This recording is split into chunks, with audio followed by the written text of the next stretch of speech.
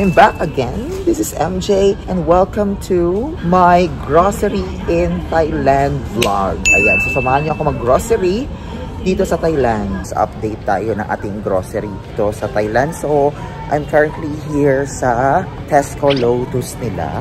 Pag in Thai, Lotat, yung pag-pronounce nila. Ayan, so mag-update tayo ng ating grocery dito sa Thailand. Ayan, so kumuha ako ng Coke. Ayan, 4 siya. I think nasa 29 baht lang siya each.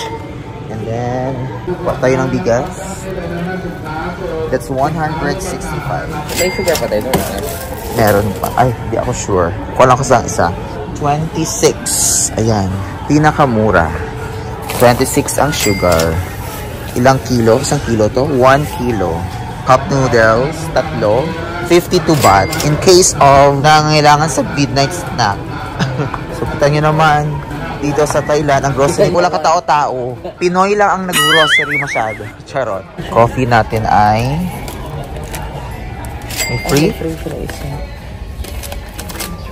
Ayan, brewed coffee. Ito usually kung pinapasalubong. Ito, kasi marami ang laman. Ayan, 40 sachets. Sachets? Hata. Ayan, British ang ano nari. Hata. Doritos.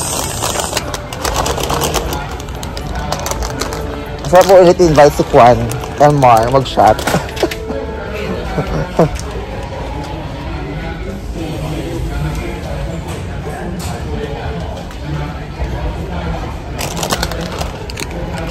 Doritos, yan. Yung favorite ko din yan dito, yung Doritos sa Thailand.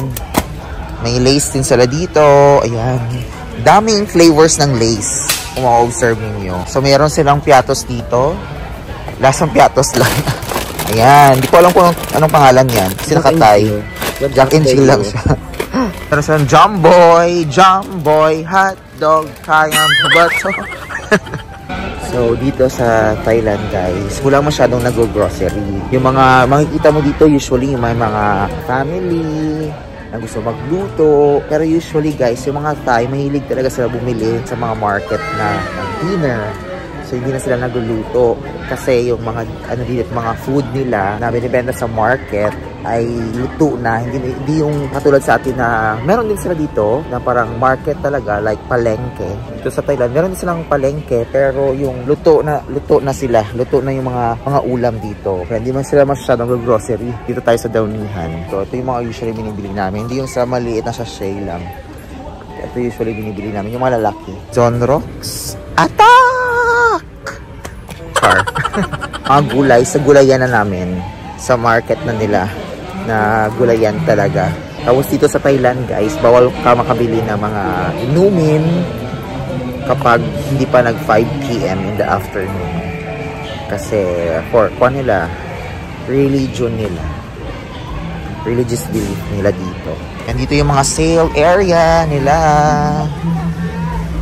Wells.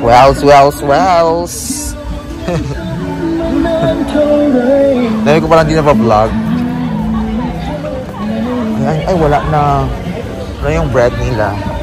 Dito yung mga fruits, veggies.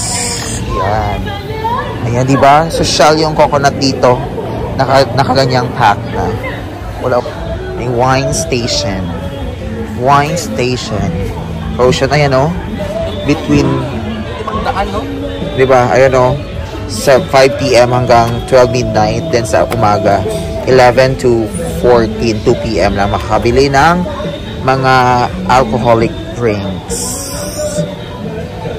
Told ya. Yan, dito yung mga fruits. Sa harapan ng mga prutasan, may mga garments. Ayan. Spell garments. So, ayun nga guys, as you can see dito sa Thailand, medyo relax lang yung nila, yung kanilang grocery, grocery area, grocery store nila. Medyo relax lang sila dito na area. O, tignan nyo, walang masyadong gumadaan lang. Tapos hindi sila masyadong may sachet. Counter na tayo, guys. Yung ating one, kahera ay student part-time, diba? Bongga sila dito kasi Yung mga student part-time nila, hindi na kailangan mag-uniform kung ano yung groceryhan.